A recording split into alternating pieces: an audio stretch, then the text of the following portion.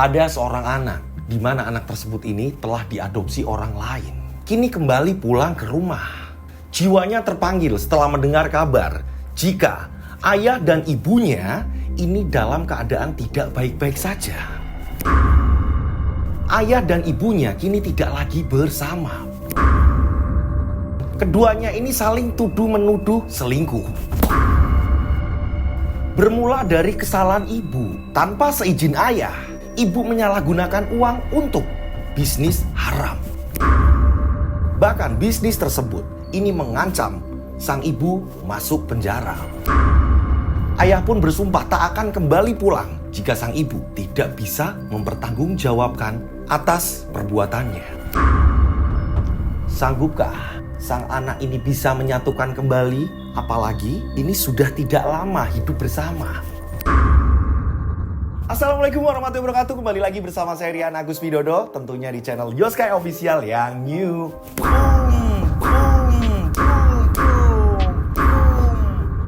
Apa kabarnya? Mudah-mudahan kalian dalam keadaan sehat walafiat. Itulah doa saya setiap hari. Monggo silakan absen. Namanya siapa? Kotanya di mana? Biar saya kenal tambah deket dengan kalian semuanya.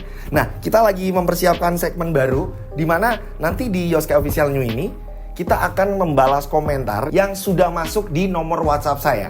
Jadi nanti kita ada momen saya bakalan membaca satu persatu WA-WA yang masuk karena memang banyak banget. Ini bentuk dari respect saya terhadap subscriber saya semuanya, keluarga saya semuanya gitu. Makanya pantengin terus channel Yoskay Official yang new. Ini ketika saya balas di kolom komentar, ini saya selalu memberikan nomor WA saya. Nomor tersebut ini bisa untuk mengirim cerita dan ini nanti untuk nge-share informasi mengenai Rian Agus Widodo gitu. Ini nomornya buat teman-teman yang belum nge-save nomor saya.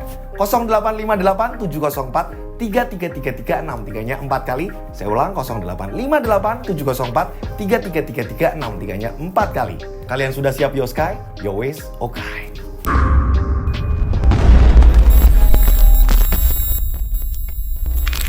Seperti biasa, nama tempat toko sudah disamarkan untuk keamanan bersama. Dan ini cerita udah aman untuk saya bawakan. Pertama saya dapat cerita ini, wah gitu. Jadi cerita-cerita yang seperti ini jarang. Toko di sini kita sebut saja namanya Alif. Alif tinggal bersama Bude dan Pak D-nya. Kenapa Alif dari kecil ini ikut Budenya? Inilah kadang-kadang kita menganggap mitos tapi itu terbukti. Alif bisa dikatakan ini anak pancingan gitu. Kalau di tempat saya namanya seperti itu. Mancing siapa tahu nanti dapat gitu toh. Dapat anak maksudnya. Dengan kata lain, akhirnya nanti nular terus punya adik. Gitu. Ini dari bayi nih. Alif ikut budenya. Nah, ternyata di cerita kali ini memang terbukti. Setelah Alif ini menginjak SMP, budenya malah baru hamil. Akan tetapi di sini memang Alif sudah dikasih tahu bahwa ibu kandungmu asli adalah ibu ini. Kita sebut saja ibu kandungnya Alif. Ini namanya Bu Salma. Nah, Bu Salma sendiri ini hidup dengan suami dan satu anak perempuannya. Bisa dikatakan Alif ini sebenarnya anak bontot di keluarga Alif yang asli. Nah, bapaknya Alif kita sebut saja namanya Pak Soleh. Dan kakak perempuannya Alif ini namanya Mbak Rani. Sudah dipastikan ini jadwal yang memang tidak bisa diganggu gugat. Jadi pas liburan sekolah dipastikan Alif ini selalu berkunjung ke rumah orang tuanya kandung gitu. Alif biasanya ini diantar Bude dan Pak D-nya. Jadi memang sudah diperkenalkan dari dulu. Ini bapak kamu ini, ibu kamu ini udah dikasih tahu. Sayangnya ketika jam Alif liburan dan Alif ini pulang ke rumah orang tua kandungnya, bapaknya ini sama-sama sibuk. Bapaknya Alif, Pak Soleh, ini berada di luar kota. Dan jaraknya ini memang jauh sekali. Memakan waktu ini sampai belasan jam. Dia ini dipercaya sama seorang bos. Ia menjadi seorang manajer di sebuah kantor yang mengelola pertambangan. Bisa dikatakan nih, keluarganya Alif ini tidak pernah kekurangan. Maka dari itu, Bude dan Pak D-nya ini juga merasa terbantu. Walaupun Alif ikut Bude dan Pak D-nya, ini keuangan masalah Alif sekolah, masalah Alif ini minta apa, Mbak Rani minta apa, bapak kandungnya Alif yaitu Pak Soleh, ini selalu mencukupi. Setiap Alif datang ke rumah, ini ibunya selalu menawarkan, Alif pengen mainan apa, pengen beli apa, ayo kita beli. Semua dibeli. Alif ini tidak pernah yang namanya kekurangan, bahkan budenya ngerasa nggak enak. Maafin Mbak ya. Nggak apa-apa Mbak. Udah nggak apa-apa kok. Aman. Udah nggak usah kepikirannya gimana-gimana. Alif anakku, Alif anakmu kok. Gantian Mbak. Ya Dek, makasih ya Dek. Sebelum teman-teman yang lain punya, Alif udah punya duluan. Ini tak hanya Alif. Begitu juga dengan Rani. Jadi bisa dikatakan untuk nasib kasih sayang seorang bapak, masih mending Alif ketimbang Mbak Rani.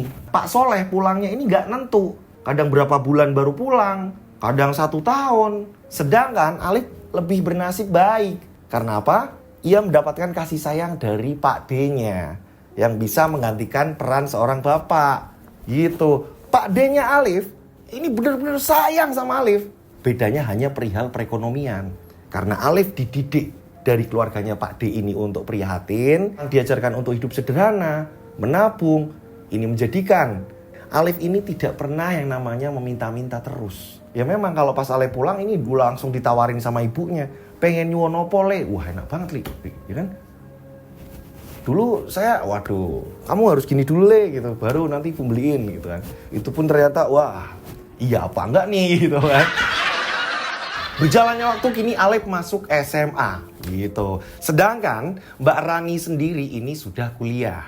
Nah di saat SMA, Alif ini dia pengen kayak teman-temannya. Ada yang menggunakan motor gitu kan. Sedangkan Pak D-nya ini memang mengatakan kepada Alif, udah naik angkot aja. Itu memang diajarkan untuk sederhana. Nah, karena Alif saking pinginnya naik motor, Alif akhirnya menyempatkan diri ketika pulang sekolah naik angkot, ini mampir ke rumah orang tuanya. Alif berharap bapaknya ini di rumah. Semoga saja bapakku di rumah. Kalau bapakku di rumah, aku kan bisa langsung ngomong. Ternyata pada saat Alif pulang ke rumah, Alif ini melihat ibunya sedang bersedih. Datang sama siapa? Sendiri Bu. Ibu kenapa nangis? Nggak apa-apa. Tadi kelilipan nak. Enggak kayaknya ibu lagi mikir apa gitu deh. Nggak kenapa-napa nak. Kamu sekolah naik angkot nak. Kan sekolahmu jauh. Iya sih Bu, tapi nggak enak sama Pak D Bu.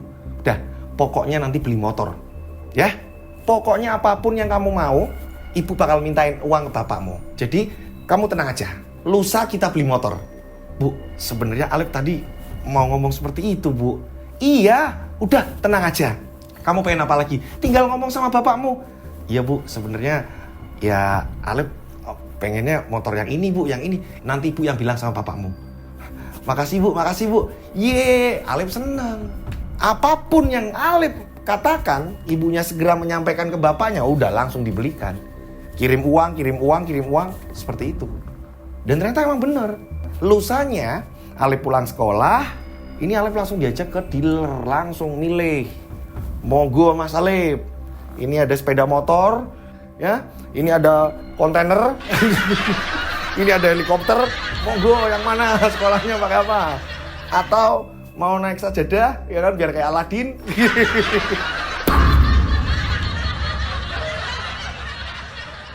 Ini yang menjadikan ketika Alif pingin apa saja langsung minta terus-menerus seperti itu. Karena kalau di tempat Pak D-nya, Alif ini ngerasa nggak enak. Alif pun sempat dimarahi sama Pak D-nya. Apa kamu nggak betah ya tinggal di sini? Oh, nggak gitu Pak D. Alif betah kok. Pak D kan bapak Alif juga. Gimana Bu? Udah, kamu mau aja. Iya ya Lip, nggak betah ya tinggal di tempat Bude. Nggak gitu Bude. Karena ya memang Alif ini sekolah kan memang butuh motor Bude. Ya maafin kami ya Le, nggak bisa beliin. Kami lagi kesusahan masalah ekonomi Le. Cuma kami nggak enak aja kalau kamu minta-minta terus sama ibumu, sama bapakmu. Bude sama Pak D nggak usah kepikiran. Pak D-nya pun mengatakan, bukan itu Le. Yang Pak D takutkan, ini seperti sia-sia Le. Menabur garam di laut. Maksudnya gimana Pak D? Apa yang sudah Pak D tanamkan ke kamu dari kecil, kamu nanti lupa. Enggak kok Pak D, tenang aja Pak D. Nah, yang namanya lingkungan, yang awalnya ini Alif prihatin, rajin menabung, apa segala macam gitu kan ya, dididik sama Pak D dan Budenya. Teman-temannya Alif ini yang selalu saja membuat Alif ini panas. Mbak Rani pun sama.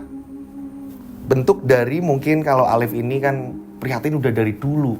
capek mungkin kali ya. Jadi ketika ketemu lingkungan baru, SMA gitu, udah nggak SMP lagi, kumpulnya sama anak-anak orang kaya. Nah, Alif tidak bisa mengendalikan ini. Lupa dia akan didikan Pak D-nya.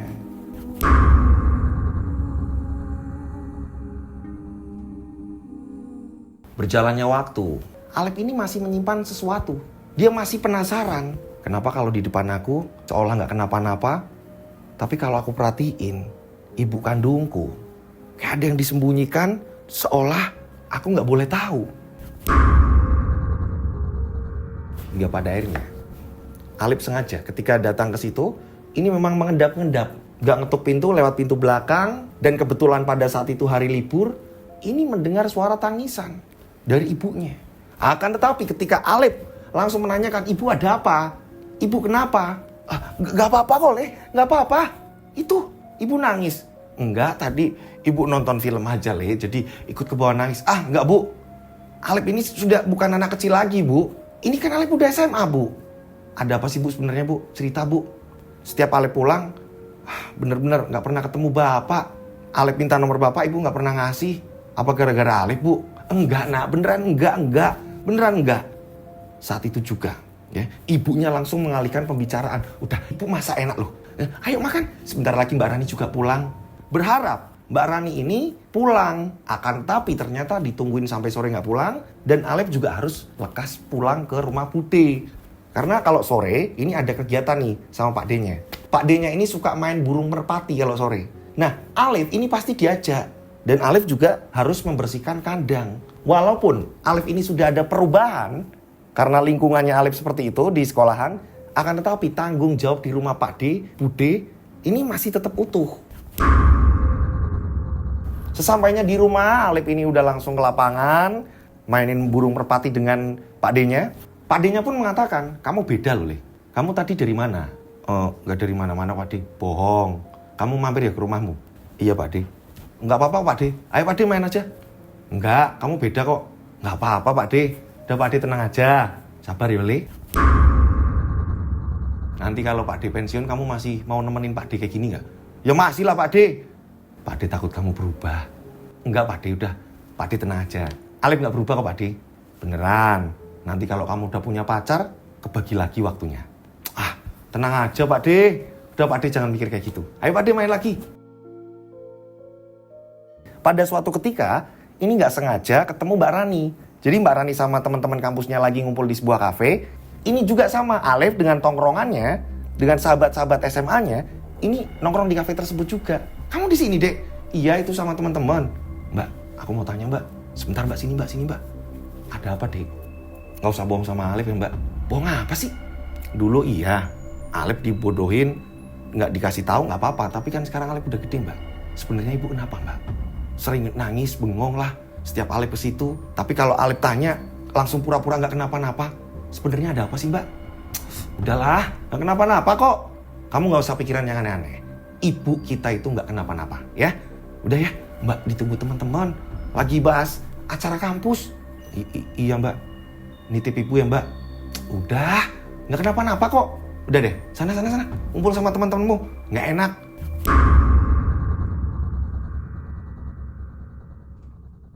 Nah, hingga pada suatu ketika, rombongannya Alif, sahabat-sahabatnya Alif sekolah ini mau mengadakan touring gitu. Karena memang mereka ini anak-anak orang kaya. Ini otomatis ikut kan. Dan di situ ada bendaharanya juga. Nanti patungannya sekian ya. Karena kita nginep di sana nih. Sabtu sore kita jalan. Nah, Minggu sore kita pulang. Ini acaranya kayak gini. Tanggal sekian nih. Jadi buat teman-teman masih ada waktu untuk ngumpulin uang nih. Diumumkan sama bendaharanya. Alif ini pulang sekolah langsung menuju ke rumah ibunya. Selain itu, memang ada beberapa yang harus dibayar pembayaran sekolah. Alif ini ngomong sama ibunya. Assalamualaikum. Waalaikumsalam. Nah kan, ibu sedih lagi? Enggak kenapa-napa kok. Ada apa, Nak? Ada apa? Gimana sekolah kamu? Nggak apa-apa kok, Bu. Boleh. Kenapa? Udah makan belum? Ayo sambil makan ya, sambil. Diajaklah sambil makan. Pada saat Alif melihat lauk di meja, Alif berpikir, Bu, gak kayak biasanya, Bu. Yakin, Ibu cuma makan pakai oseng-oseng doang, Bu. Cuma pakai tempe orek sama kerupuk, Bu. Oh, kamu pengen apa? Tak beliin dulu sebentar. Oh, enggak Bu, ini juga nggak apa-apa kok. Udah biasa makan kayak gini, enak kok Bu. Alep mengatakan seperti itu. Karena memang di rumahnya Pak D, Bude, ini makan seadanya. Harus mau, gitu, hidup prihatin. Enggak, di sini Alep pun akhirnya ngomong sama ibunya. Oh ya Bu, Alep ini tanggal ini mau ngadain acara touring sama teman-teman Alep Bu. Rencana sih kayaknya nginep Bu. Dan biayanya sekian. Terus sama biaya sekolah ini nanti juga harus dibayar Bu. Apa buru-buru ya Le? Harus dibayar sekarang atau gimana? Kalau kasih waktu dulu boleh nggak, Le? Ini yang mau diduluin yang mana? Ya, emang nggak ada uang ya, Bu? Oh, enggak. Ya, bapakmu lagi sibuk, jadi ibu nggak berani untuk ngabarin bapakmu gitu loh. Kan ibu harus tahu kondisinya bapak gimana. Oh, gitu ya, Bu. Ya udah kalau emang ibu nggak ada uang, ya yang diduluin yang sekolah aja dulu, Bu. Udah gitu, setiap Alep ngajak ngobrol ibunya, ini pandangan kosong. Ngecek lemari, ngecek apa gitu kan ya, tempat-tempat untuk naruh makanan untuk bulanan gitu. Kok kayak gini sih? Alep pun membuka kulkas. Lah, ada apa ya?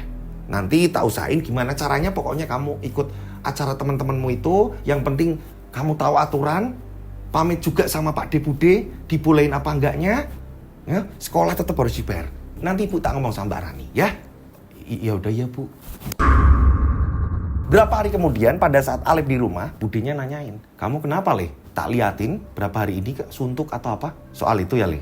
Kemarin kamu bilang mau touring atau apa, mau pembayaran apa gitu ya Le? Oh enggak kok Bude. Bude ada sih, tapi yo paling untuk pembayaran sekolah mungkin diparuh dulu kali ya Le. Boleh nggak? Kalau untuk yang touringnya Bude yang belum ada. Soalnya Pak D keuangannya lagi hancur Le. Nggak apa-apa kok Bude. Lagian nggak ikut touring juga nggak apa-apa Bude. Oh, Bude, Alep boleh ngomong nggak Bude? Boleh? Boleh tanya kan Bude? Boleh. Apa sih mau ngomong apa? Jadi Alep kan kemarin ke tempat ibu. Ini sangat beda banget Bude sama yang dulu-dulu. Kok kondisinya semakin miris? Alep lihat kayaknya sedang ada masalah. Ini baru ketara banget sekarang Bude. Bahkan saat Alep minta apa-apa terus-menerus, ini kan dulu sering kan Bude. Langsung dikasih ini. Gitu toh Bude. Lah ini kok nunda gitu Bude. Le, jika kelak nanti kamu punya istri, kamu harus bisa milih istri yang bisa memanage keuangan, mengatur keuangan. Loh. Kenapa jawabannya kayak gini sih Bude? Udah, pokoknya gitu. Intinya, bapak kamu itu orang baik. Kadang-kadang kalau ngomong memang keras, tapi percayalah Le, ya, bapakmu itu orang baik. Kenapa Pak Demo mengajarkan seperti ini? Biar kamu itu tahu kehidupan. Iya Bude, tapi Alep masih bingung deh Bude. Kenapa Bude tadi bilangnya gitu? Udah, Bude mau ke dapur dulu. Alep tambah bingung kan? Orang nanya ibu Alep kenapa Bude jawabannya seperti ini. Nah, setiap kali Alep pulang ke rumah, ini berapa kali rumah ini sering kuncian. Sampai Alep bingung, pada kemana sih? Ini ada apa? Pernah suatu ketika, ini sampai Alep pengen tahu kan ya, ini sebenarnya ada masalah apa, hingga pada akhirnya rutin nih. Setiap pulang sekolah ini dipaksain, pokoknya mampir ke rumah. Saat mampir ke rumah dan ternyata bener. Ini ada mobil di depan rumah, dan di situ sedang ada tamu. Ada 2 orang tamu misterius. Alep ini gak langsung masuk, Alep hanya melihat dari celah-celah jendela. Tak lama kemudian tamu-tamu itu keluar dan berpapasan dengan Alep. Saat berpapasan, mereka ini terlihat murung. Dan Alep sempat mendengar ada beberapa kata-kata yang nada bicaranya ini tinggi, justru malah dari ibunya Alep. Seolah-olah 2 orang tadi ini habis kena marah. Gitu. Dan kedua orang itu ini kayak ngedumel sendiri. Iya nih, gini lah. Tau lah, mereka ini kayak habis kena marah. Ibunya kaget. Loh, kamu kok di sini nak? Kamu datang kapan? Oh, justru Alep mau tanya Bu, itu 2 orang itu siapa Bu? Biasa itu teman-temannya bapak kok. Dan ya ada urusan sama bapak aja sih Le. Tapi nggak kenapa-napa kan Bu? Semalam bapak pulang, tapi nggak lama soalnya ada keperluan Le. Ya nggak ketemu bapak deh. Ya ampun, ini sebenarnya ada apa? Kenapa ibuku nggak pernah ngomong kalau ada sesuatu hal? Seolah aku nggak boleh tahu. Alep ngecek lagi ke dapur segala macam. Ini tambah parah kondisinya. Dan ketika Alep ini megang tangan ibunya, demam. Ibu sakit ya, Bu? Udah ibu istirahat aja. Iya, ibu kok sedikit pusing. Ibunya Alif pun istirahat. Alif bengong, ada apa ya?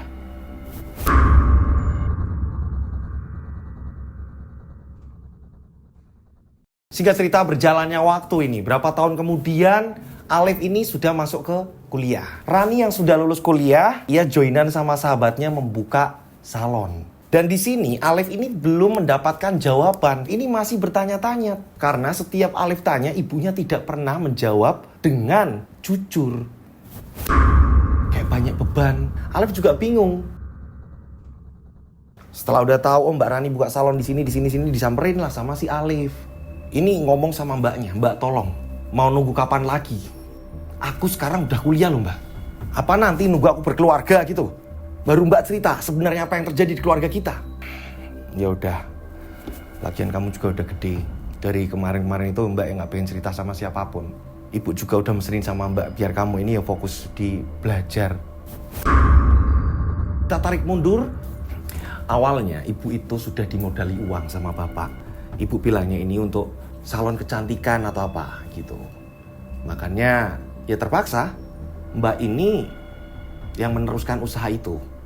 Padahal di sini Mbak menggunakan uang Mbak sendiri. Mbak ngumpulin uang untuk Mbak modal joinan sama sahabat Mbak. Nah, ibu itu sudah dimodali bapak dari awal. Akan tetapi ini modalnya habis, ibu ini kena tipu. Ibu menjalankan bisnis rentenir. Ternyata banyak orang-orang yang pada kabur. Awalnya bilang ini nanti tanggal sekian akan mengembalikan dengan bunganya bla bla bla. Ternyata enggak. Terus yang lebih parah lagi. Jadi dulu ternyata Pak D itu pernah selingkuh. Selingkuh Mbak.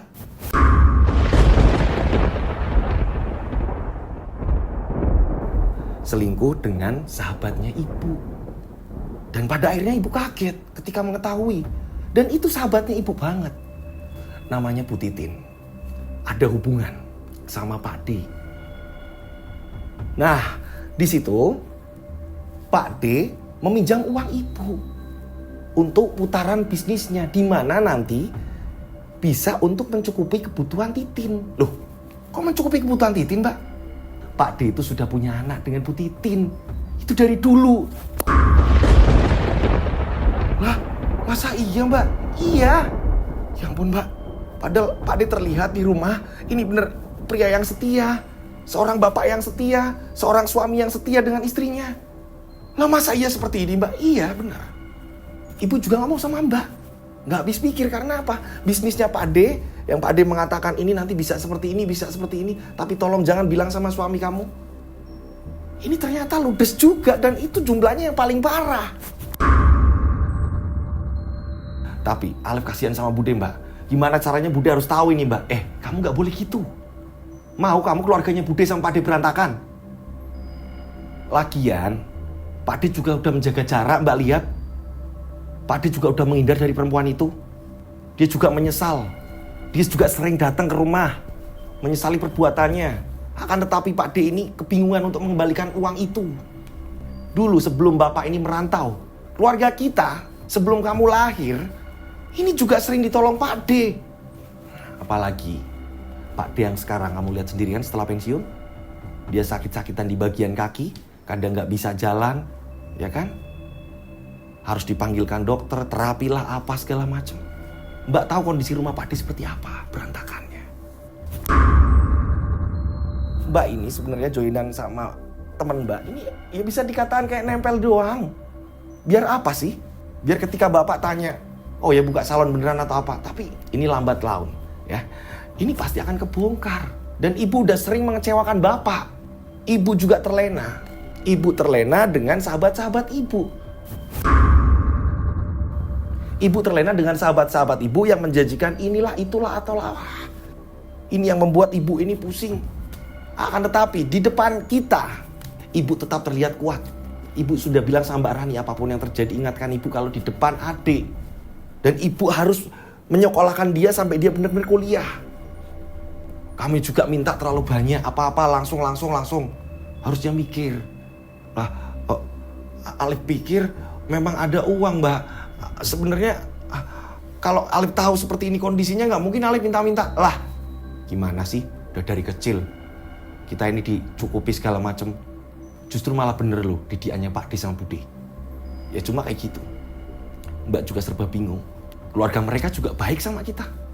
Kamu juga ada di situ, makanya Mbak bingung. Karena tabungan Bapak yang disimpan Ibu, ini sebagian ada uang dari perusahaan. Ini sampai kepake. Ini yang membuat Bapak marah. Kalau toh kepakainya buat urusan keluarga nggak masalah. Ini kepakainya ketipu orang. Bapak mengancam ke Ibu. Jika tidak bisa membereskan, maka Ibu akan diceraikan.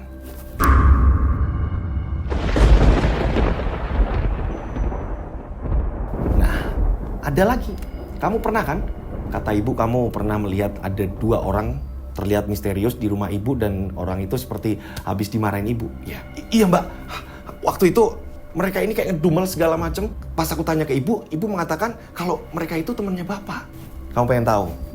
Jadi 2 orang itu suruhan dari Ibu. Ibu menyewa mereka untuk menagih utang. Ya kan? Kamu ngerti nggak? Ibu itu nyaris masuk penjara. Apa Mbak? Ibu nyaris mau masuk penjara. Gimana ceritanya Mbak? Waktu pertama mereka ini disuruh menagih, mereka nggak berhasil. Mereka pulang. Makanya Ibu marah-marah. Karena Bapak ini sudah mengancam Ibu. Sekali lagi aku nyuruh, ya, jangan sampai gagal. Di perjanjian kita seperti ini harus tuntas. Aku nggak mau tahu itu. Mereka dimarahi Ibu, karena bagi Ibu, katanya mereka kalau pas nagih pasti berhasil, tapi nyatanya nihil. Dan yang kedua kalinya, ini disuruh Ibu lagi. Ibu nggak mau tahu, karena Ibu sudah membayar. Ibu ini panik ketika bodyguard itu dihubungi udah nggak aktif. Ibu juga dapat rekomendasi dari sahabat Ibu. Dan ketika Ibu mau hubungi sahabat Ibu, ini dia juga sudah tidak aktif nomornya. Yang ada, Ibu tengah malam justru malah didatangi oleh siapa yang datang? Yang datang adalah polisi. Ada kasus apa Mbak? Kasus yang ini sebenarnya Bude dan Pak D tahu. Kami sepakat agar tidak memberitahu kamu. Untuk kasus yang bagian ini loh ya. Ini ceritanya gimana? Kenapa Ibu bisa dibawa ke kantor polisi Mbak? Jadi 2 bodyguard itu ini melakukan penganiayaan terhadap orang yang mempunyai utang sama Ibu. Ini melakukan kekerasan hingga pada akhirnya mereka ini mengambil paksa uang beserta beberapa barang yang berharga milik dari yang punya utang tadi. 2 bodyguard dan 1 orang yang merekomendasikan ke Ibu. Mereka semuanya kabur. Nah, yang punya hutang ke Ibu ini nggak mau tahu. Karena atas nama penagihannya ini, atas namanya Ibu. Ada tanda tangan Ibu juga. Maka dari itu, Ibu harus tanggung jawab. Siapa yang menyelamatkan Ibu? Ada salah satu teman Ibu. Ada salah satu sahabat Ibu. Namanya Pak Eko. Dia seorang anggota polisi juga. Dia berusaha menolong Ibu agar situasinya ini membaik dan bisa terlepas dari jeratan hukum. Makanya pada saat itu Ibu itu kamu tanya atau apa segala macam. Ya itulah Ibu lagi kacau. Kamu kan nggak datang ini minta. Sebenarnya Mbak pengen ngomong tapi kata Ibu jangan. Ibu nggak mau ganggu adikmu. Karena apa? Ibu dari dulu nggak pernah memberikan kasih sayang. Nanti takutnya tambah membenci Ibu. Hingga pada akhirnya kasus ini pun diketahui oleh Bapak. Dan Bapak ini menuduh Ibu selingkuh dengan Pak Eko. Penjelasan Ibu ini tidak digubris sama Bapak. Karena bagi Bapak, Ibu sudah terlalu terus-terusan mengecewakan Bapak. Diberi modal disalahgunakan, diberi ini disalahgunakan. Tabungan milik perusahaan juga kepake juga. Ibarat kayak sudah jatuh tertimpa tangga. Iya Mbak, kenapa aku dari dulu selalu minta-minta ini itulah apalah segala macam. Aku kayak gak berguna banget ya Mbak. Apa aku keluar kuliah aja Mbak? Nggak usah. Kalau toh memang bapak kita nggak mau ngasih uang lagi, Mbak akan berjuang semaksimal mungkin. Makanya kamu kuliah sembari cari kerja. Paham kamu deh?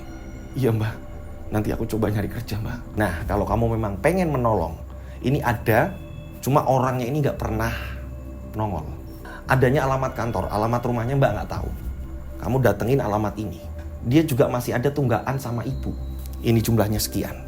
Ya itu lumayan gede Mbak. Nah makanya, tapi itu di antara yang lain itu udah paling mending. Yang lain itu lebih parah. Di sini Alif pun mengatakan kepada mbaknya, "Mbak, coba mbak kirimkan alamatnya biar aku nyari. Bapak dan ibu jangan sampai pisah."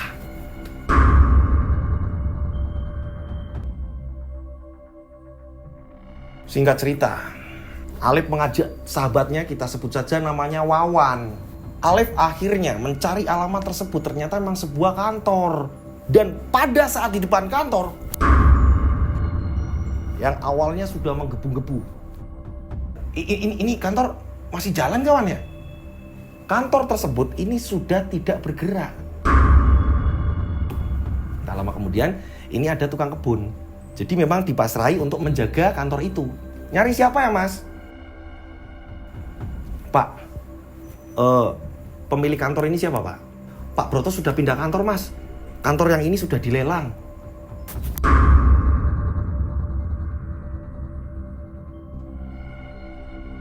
Nah, pada saat di kampus, gitu. Jadi Alif ini punya pacar, kita sebut saja namanya Putri. Nah, Putri pun nanya, "Kemarin kamu kemana aja? Aku ada perlu sama kamu." "Aku kemarin ada urusan. Datang ke sebuah kantor ini nih." "Loh, ngapain kamu ke situ?" "Itu kan dulu kantornya bapakku."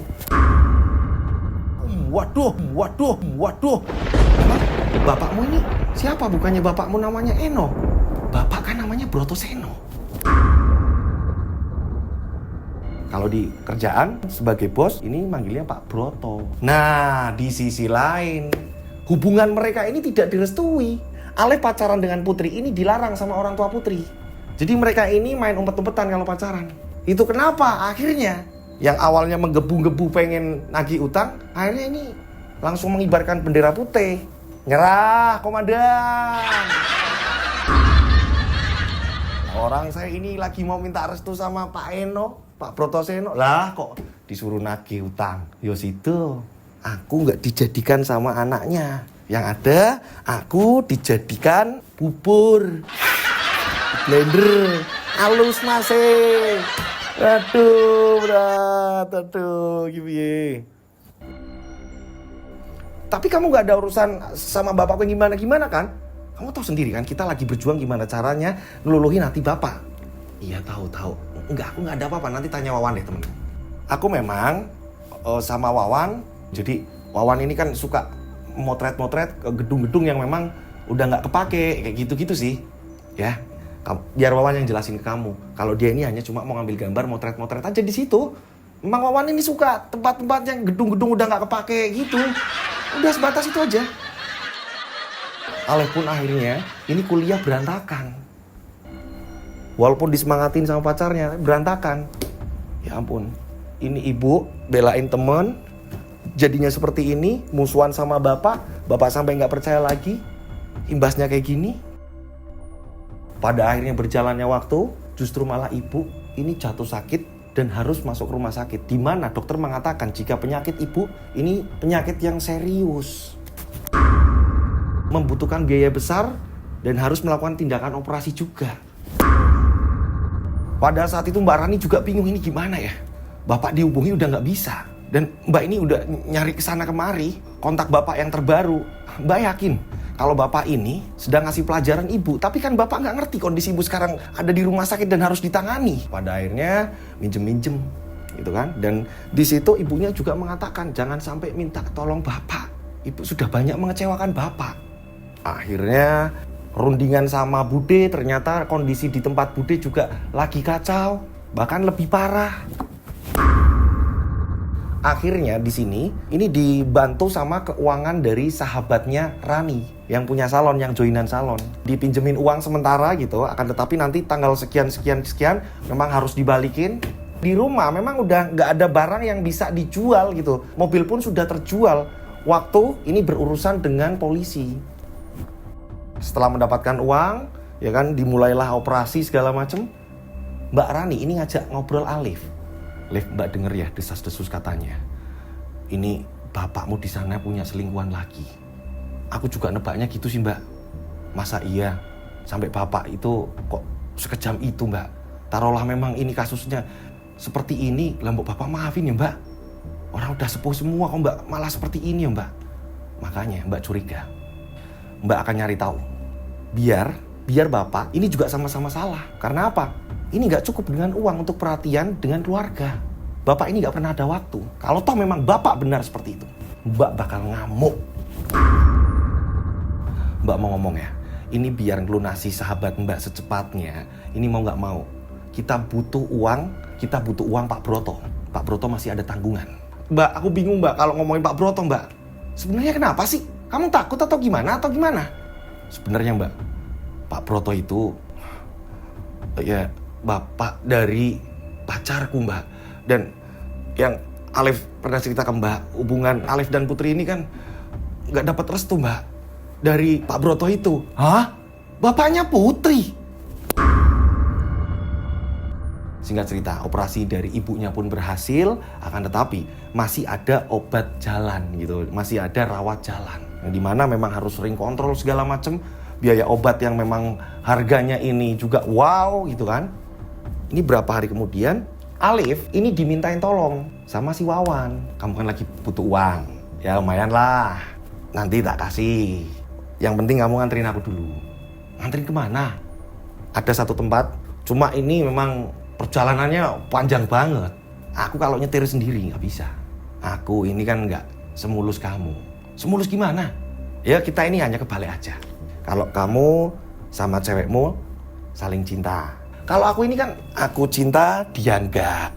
Nah aku pengen dia ini cinta sama aku, ceweknya itu. Nah terus aku disuruh apain? Aku dengar dari saudaraku, dia pernah ke sana. Ya, aku nanti minta tolong ke sana. Minta tolong apa sih? Ada lah, udah kamu tenang aja. Ya enggak nih, ada uang sekian-sekian. Lumayan. Ini sebelum berangkat, ya. Wawan ini ngasih tahu alamatnya ini. Lah, kota ini. Kota tersebut ini di mana bapaknya Alif bekerja di situ. Karena Alif juga penasaran, pengen tahu bapaknya di sana ini sebenarnya bagaimana. Karena gosip mengatakan kalau bapaknya punya selingkuhan. Alif ini ngomong sama Mbak Rani. Dan Mbak Rani pun akhirnya ini memberikan alamat bapaknya. Ini bapak kalau nggak salah adanya di sini loh deh. Muter-muter Mbak tanya sama sahabatnya bapak. Ini dulu pernah di sana juga namanya Pak Cipto. Permasalahan bapak selingkuh atau enggak. Yang jelas kata sahabatnya Pak Cipto ada juga yang mengatakan seperti itu. Cuma Pak Cipto sendiri nggak ngomong banyak. Makanya Mbak curiga. Alangkah baiknya kalau kamu mau ke sana. Sebenarnya mau ke tempat apa sih? Adalah Mbak. Intinya aku disuruh nganter temen. Aku juga nggak tahu itu tempat apa. Ya udah sekalian kamu cek sebenarnya bapakmu di sana ini gimana. Singkat cerita akhirnya Alif pun mengantar Wawan. Perjalanan yang begitu jauh, menempuh belasan jam.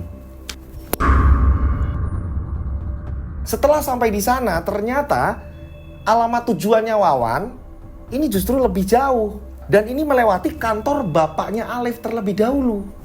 Tanya sama orang, "Lah iya Mas, itu kantornya kan ada di situ." "Wan, gimana kalau kita nyari warung deket-deket kantor itu, kita nyari tahu." Wawan pun mengiyakan, berhenti di warung. Mereka masuk, makan.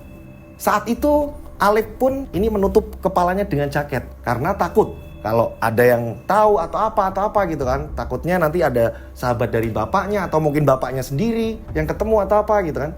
Wawan makan dengan Alif. Nah Alif pun ini bertanya sama penjual warungnya, seorang ibu-ibu. "Ini kantor ini ya Bu? Ada pengelolanya yang namanya Pak Soleh ya Bu?" "Saya ini belum kenal Pak Soleh Bu, cuma saya pengen belajar aja sih Bu tentang penambangan Bu." "Lah besok pagi aja Mas, kalau saat ini Pak Soleh lagi sibuk-sibuknya." "Bu kalau boleh tahu Pak Soleh ini gimana sih Bu? Jadi saya biar nanti nggak kaku Bu ketika saya ini belajar tanya-tanya atau apa." "Ada tugas kuliah soalnya Bu." "Oh gitu, oh Pak Soleh itu orangnya baik, dia ini baik ke siapapun. Saya ini menyaksikan sendiri loh. Dari dia ini yang biasa saja, dipercaya sama atasan terus-menerus naik jabatan, sampai akhirnya ini manajer loh.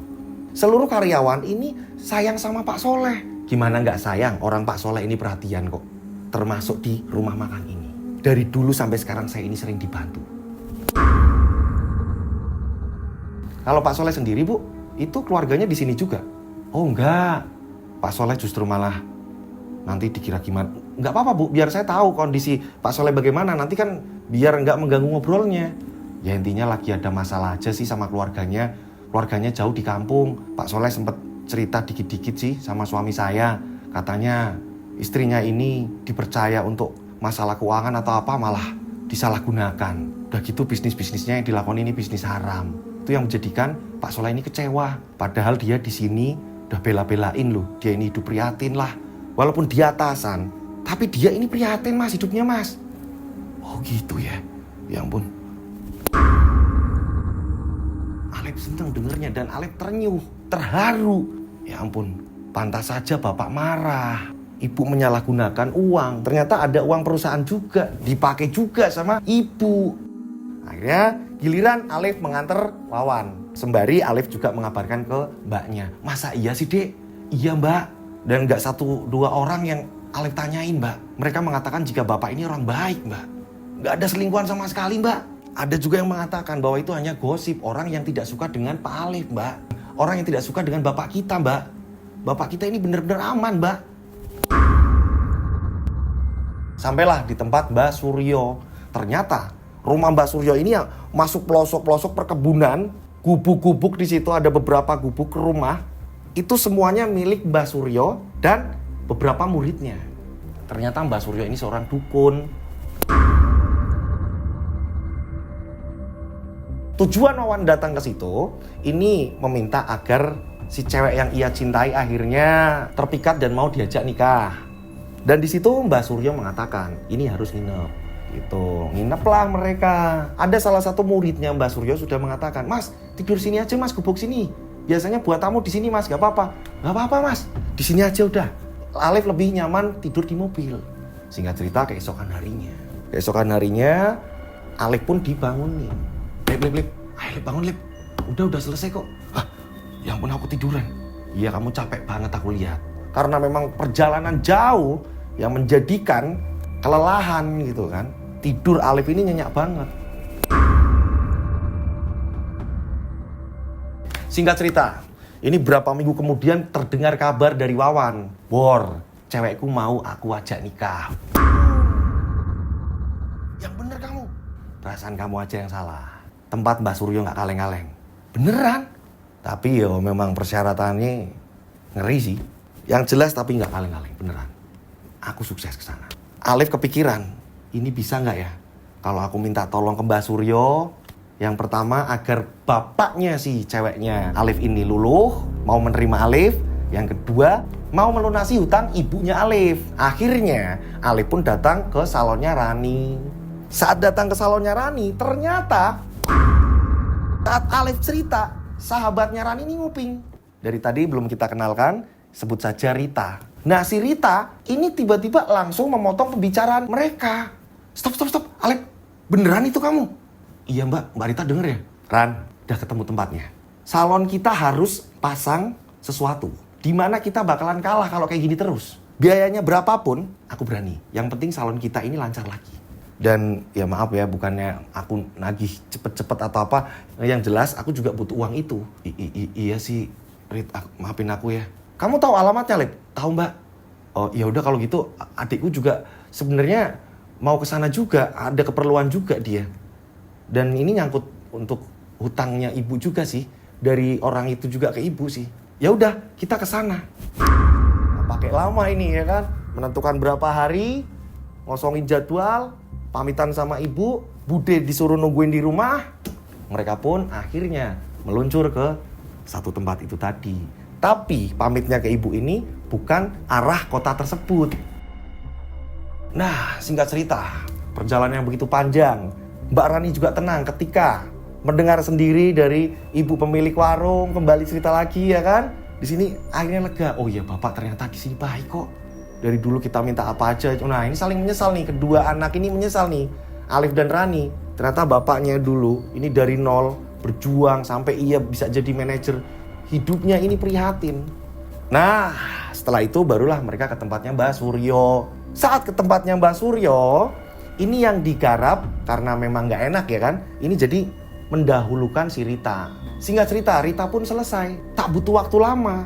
Akan tetapi ternyata pada saat Alif, tapi kalau mau, yo persyaratannya ada, tapi yo mau jalanin apa tidak. Tapi beneran bisa mbak itu mbak? Saya punya masalah seperti ini. Bisa. Nah karena memang sudah terlanjur jauh juga gitu kan. Mau gak mau kan. Nggak mungkin terus balik lagi, sayang-sayang nggak dapet apa-apa. Ikhtiar, siapa tahu dengan adanya seperti ini, Pak Broto ini bisa tersadar dan langsung mengurus segala permasalahan yang dengan ibu mengenai keuangan.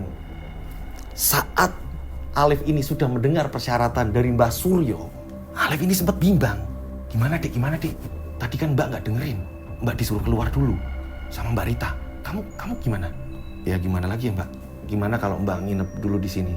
Ya nggak apa-apa kalau memang harus nginep. Gimana Rit? Ya udah nggak apa-apa. Orang jauh ini kita udah. Yang jelas mudah-mudahan beres sih Mbak.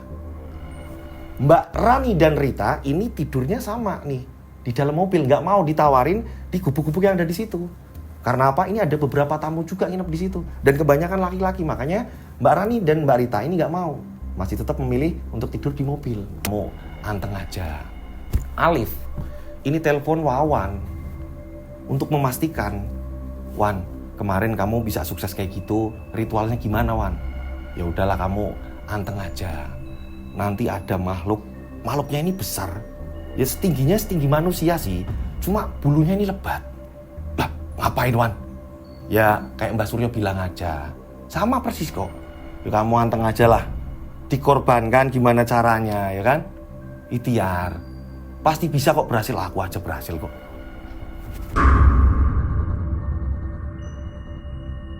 Sekitar pukul 1 dini hari, Alif sudah memasuki gubuk di mana gubuk tersebut ini tempat untuk ritualnya Alif. Ada beberapa tamu yang ngantri juga di gubuk-gubuk yang lain. Mobil terus berdatangan, silih berganti. Setengah jam sudah, waktu berlalu. Di sini Rita pun ngobrol sama Rani. Ran, beneran kok Ran? Berarti memang Mbak Suryo sektiran. Lawang orang yang datang ke sini loh. Itu plat nomornya ini luar kota semua. Lah iya kok, aku juga bingung. Ya mudah-mudahan usaha kita sukses. Adikku juga sukses. Cuma nggak tahu yo, kenapa kita cepet. Adikku malah lama yo.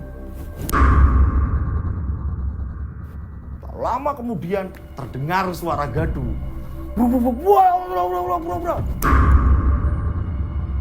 Di tempat gubuk yang untuk ritualnya si Alif. Pusat suaranya itu dari situ. Ada apa itu Ran? Iya Rit. Akhirnya semua keluar. Wah ternyata kayak gini. Mbak. Manggil-manggil nama Rani. Akhirnya mereka pun mendekat. Pada saat mereka mendekat, ternyata mereka melihat orang yang mereka kenal. Siapa itu? Dialah Pak Soleh, bapak dari Alif dan Rani. Bapak? Bapak ternyata seperti ini, Mbak. Pak Soleh ini menggunakan baju genderuwo. Sedangkan Alif ini memang matanya Alif ini ditutup menggunakan kain. Alif ini penasaran, ini kok aneh. Kok ada yang menggerayangi tubuhku?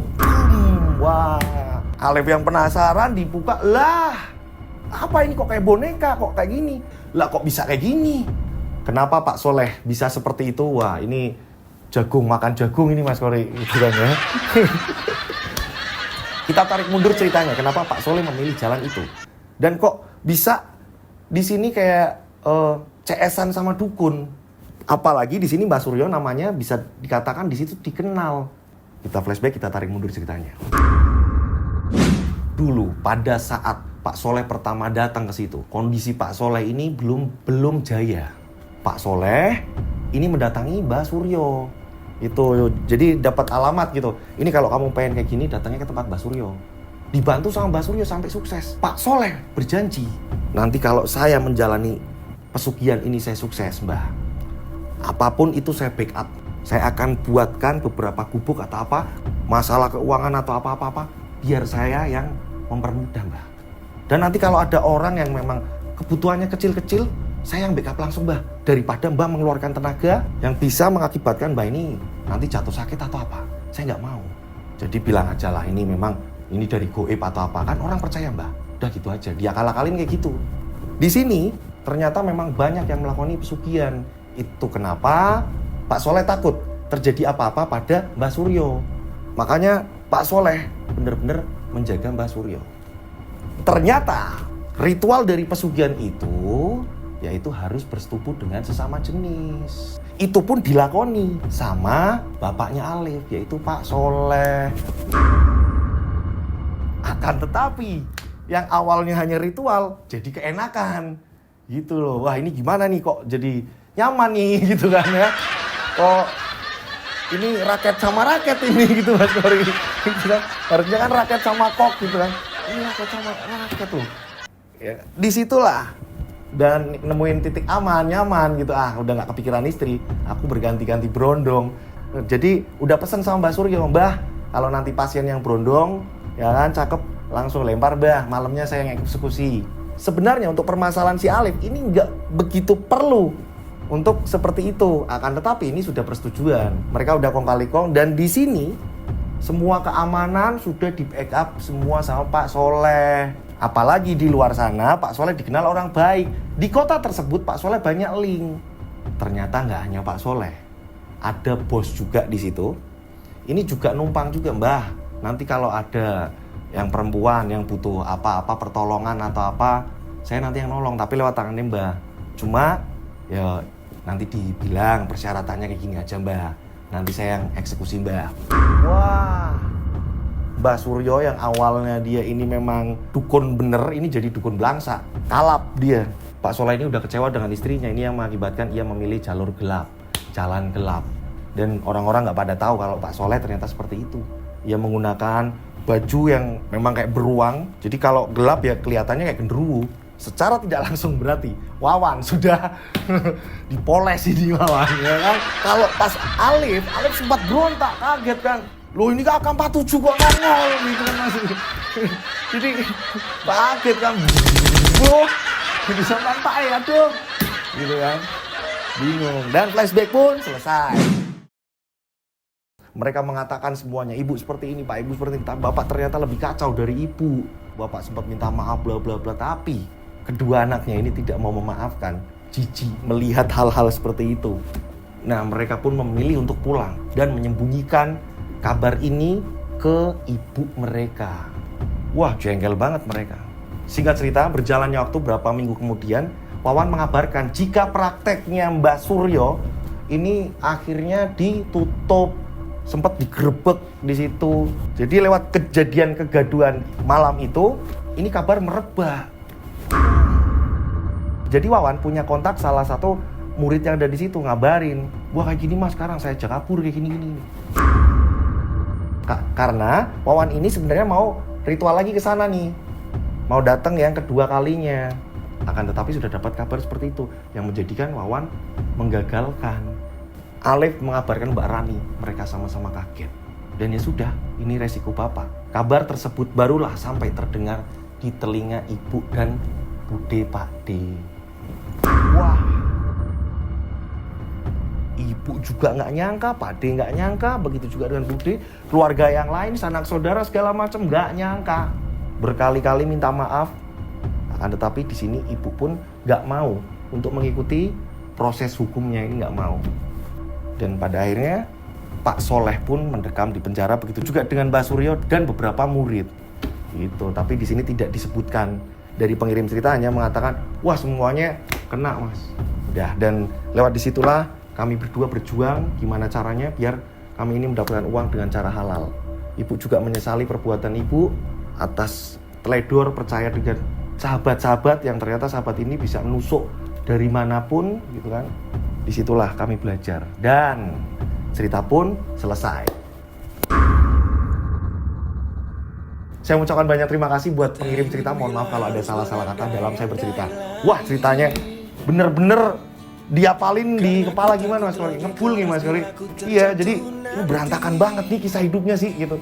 Yang ini ternyata kayak gini, yang ini ternyata kayak gini. Nah, kerangkumnya ini kita nih yang sampai keluar asap kepala kita ini gitu kan. Tapi asik juga, banyak edukasi di sini, yang baik diambil, yang buruk ditinggal. Buat teman-teman yang punya pengalaman cerita juga, monggo silakan dikirim. Caranya per paragraf atau per kalimat ngetiknya. Kirimnya kemana? Kalian bisa kirim ke DM Instagram saya @dodosinjo, atau kalian bisa kirim ke nomor WhatsApp saya 0858 704 3333 63 nya 4 kali. Saya ulang 0858 704 3333 63 nya 4 kali. Seperti biasa dikasih nama dan nama kota agar tidak tertumpuk dengan WhatsApp lain. Oke? Saya berdoa mudah-mudahan penikmat channel Yoska Official News ini banyak rezeki melimpah, selalu dilindungi Allah Subhanahu wa taala, dijauhkan dari mara bahaya, panjang umur sehat selalu. Akhir kata saya Rian Agus Widodo mengucapkan wassalamualaikum warahmatullahi wabarakatuh. Yoska! Kaulah yang aku cari. Bergerak! Langsung Iksan bingung. Pak, apa ini? Ada apa ini? Langsung jangan bergerak. Langsung Iksan diborgol. Ternyata 2 orang ini dari anggota. Iksan langsung diborgol pagi-pagi. Yoskai.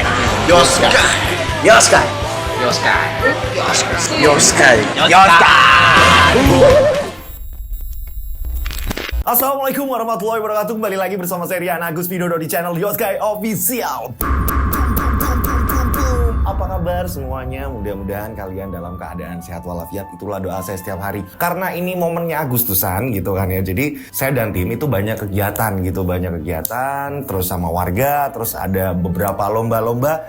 Jadi akhirnya terlambat tayang juga gitu. Tapi ini mudah-mudahan bisa terus mengisi gitu ya. Merdeka! Asik, ini udah masuk bulan Agustus, sebentar lagi banyak yang ulang tahun loh ya. Saya, Mas Lutfi, wah banyak nih yang di bulan Agustus ini banyak sekali gitu. Nah silakan mau ngasih kado apa, monggo silakan. Canda teman-teman ya. Oke, pastikan semuanya absen, namanya siapa, kotanya di mana, biar saya ini kenal tambah dekat dengan kalian semuanya. Oke, nah di cerita kali ini ada seorang menantu yang diremehkan oleh keluarganya. Dikarenakan sang menantu ini kekurangan dalam hal ekonomi. Sering sekali diremehkan sampai dicaci maki. Hanya karena masalah ekonomi. Hingga pada akhirnya saking geramnya sang menantu tadi membuktikan bahwa dia bisa membungkam semua mulut orang-orang yang meremehkannya. Jadi sang menantu ini akhirnya dia ini sukses dan membuktikan bahwa saya ini bisa, bahwa saya ini mampu, tidak seperti apa yang kalian katakan. Akan tetapi di akhir cerita ternyata memang benar sang menantu patut diremehkan. Loh, kok bisa? Udah sukses, ini kok malah nantinya diremehkan? Seperti apa sih ceritanya? Kalian sudah siap Yoskai? Yowes, okai. Seperti biasa, nama, tempat, toko disamarkan untuk keamanan bersama karena dari pengirim cerita meminta, Mas, semua disamarkan aja, Mas, karena di sini banyak berhubungan orang-orang yang ada di dalam cerita itu, gitu. Jadi disamarkan. Nah, oke, cerita ini semuanya udah disamarkan dan cerita ini aman untuk dibawakan. Cerita ini juga sudah lumayan agak lama. Tokoh di sini kita sebut saja namanya Iksan, gitu. Dia ini pemuda, usianya ini kurang lebih 25 tahun. Dia hidup dengan kakaknya, kakak perempuan, dan Iksan juga mempunyai adik. Nah, kakak perempuannya Iksan, kita sebut saja namanya Mbak Endang. Mbak Endang ini seorang janda. Dia punya anak juga yang masih kecil. Nah, Mbak Endang kesehariannya ini menjadi seorang buruh rumah tangga. Gitu, membantu gitu ketika ada orang butuh tenaganya Mbak Endang. Ini Mbak Endang, ini jadi, maaf ya, ini jadi kayak asisten rumah tangga gitu. Dimanapun tetangga-tetangga yang butuh. Nah, si Iksan sendiri, dia ini seorang penjahit di salah satu konveksi yang memang tidak jauh dari tempat tinggalnya. Mau nggak mau berarti Iksan ini menjadi kepala rumah tangga. Karena kedua orang tua Iksan sudah lama meninggal. Iksan ini harus nyekolahin adik-adiknya. Ketika mbaknya ini sepi job, nggak ada yang nyuruh, Iksan juga harus ngasih makan mbaknya. Matungin untuk biaya sekolah keponakannya. Inilah Iksan yang mempunyai tanggung jawab besar. Padahal hasil dari konveksi ini juga nggak begitu banyak. Apalagi kalau pesenannya dari bosnya ini memang sedikit gitu kan ya. Jadi garapan ini cepat selesai dan bahkan nunggu lagi gitu. Karena pada saat itu gitu nggak serame sekarang gitu. Iksan sendiri ini punya pacar, teman kerjanya. Ini masih satu kampung gitu.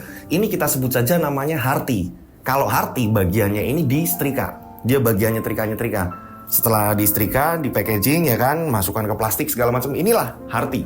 Nah, hubungan mereka ini memang sudah lama gitu. Mereka pacaran ini udah lama. Akan tetapi keluarga Harti ini tidak setuju kalau Harti ini pacaran dengan Iksan. Harti sendiri tergolong ini dari keluarga yang sederhana. Harti sendiri anak bontot, anak terakhir. Harti mempunyai 3 orang kakak. Kakak pertama perempuan, kakak kedua laki-laki, kakak ketiga laki-laki. Harti ini anak yang keempat nih. Bapaknya juga nggak setuju. Bapaknya Harti nggak setuju kalau Harti pacaran sama Iksan. Yang di sini yang mengerti hatinya Harti hanya ibunya Harti.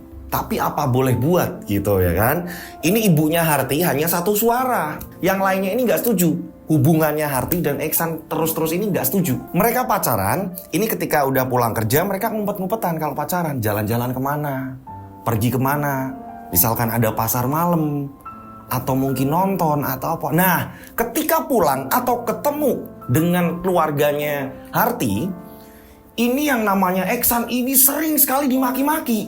Pernah suatu ketika, Iksan ini nganterin Harti pulang agak kemalaman. Gitu, agak kemalaman, mungkin kurang lebih jam 11 malam. Gitu. Awalnya Iksan pikir baik-baik saja. Gitu kan. Assalamualaikum, Mas, Mbak, maaf, saya kemalaman. Oh ya, nggak apa-apa, San. Tenang aja. Harti masuk, ya kan? Mas, hati-hati. Iya.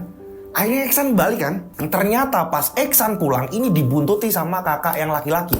Kakak yang laki-laki ini ngajak teman-teman. Iksan langsung diberhentikan. San. Berhenti kamu, berhenti. Iya mas. Oh, Iksan salah atau gimana mas? Ya terang salah. Loh, saya pikir mas tadi baik-baik saja.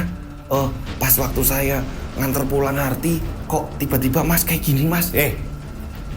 Karena saya nggak mau ya bikin onar di rumah, saya nggak mau. Ibu bapak saya udah tidur. Saya nggak mau ganggu mereka. Jadi saya terpaksa ngomong sama kamu ini di jalan. Tak bilangin ya, jangan sekali-kali lagi kamu ini deketin adik saya. Oke, satu tempat kerjaan nggak apa-apa. Tapi kalau kamu terus-terusan kamu deketin adik saya, terus kalian ini pacaran, awas kamu, tak bunuh kamu. Mas, saya itu salah apa mas? Salah apa? Keluarga aku itu udah susah. Aku nggak pingin adikku dapat orang yang susah juga kayak kamu. Itu sama saja nambah beban hidup di keluargaku, ngerti kamu? Maafin saya mas, maafin saya, tapi kami itu awas kamu. Sekali lagi, ya aku lihat kamu pacaran atau apa, awas kamu, mati kamu. Iksan langsung disuruh pulang. Ini diancam sama kakak-kakaknya Harti. Kisah cinta mereka, ya kan, bisa dikatakan mereka ini kan saling sayang. Iksan juga sedang cinta-cintanya, sedang sayang-sayangnya, gitu. Jadi Iksan ini nggak cerita kalau kakaknya Harti ini ngancem. Udahlah, yang penting mudah-mudahan untuk yang kesekian kalinya agar tidak ketahuan. Jadi mereka masih saling kencan. Cuma untuk kencan yang kesekian kalinya, Iksan ngati-ngati nih. Jangan sampai aku pulangnya kemalaman, takutnya kenapa-napa. Bahkan Iksan kalau nganter Harti ini hanya di depan gang gitu, nggak sampai rumah. Harti juga ngerti hubungannya ini dilarang sama keluarga ini, Harti ngerti. Makanya ketika Harti dituruni di depan gang, Harti nurut. Cuma Harti belum tahu kalau ternyata kakaknya Harti ini udah ngancem gitu. Harti nggak ngerti, ngertinya kamu yang nggak boleh pacaran sama Iksan, pokoknya kamu nggak boleh. Ngertinya cukup di situ gitu, nggak tahu kalau ternyata di balik itu Iksan udah diancem.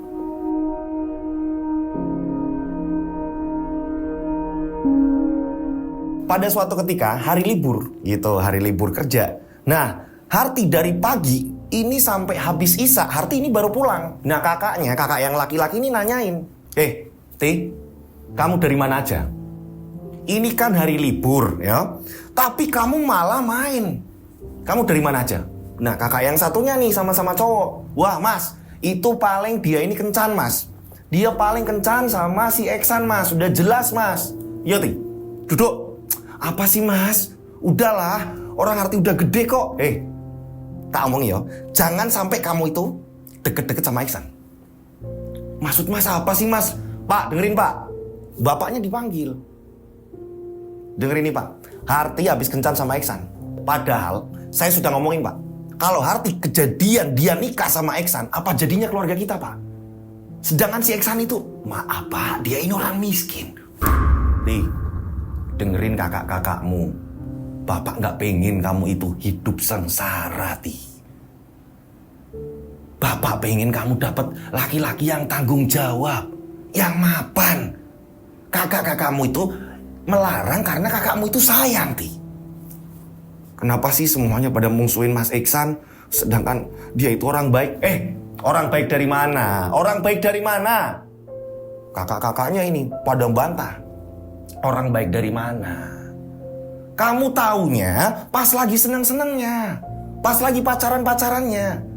Aku tahu rombongan dia, ya, rombongannya si Iksan ini sama anak-anak pemabukan, Pak.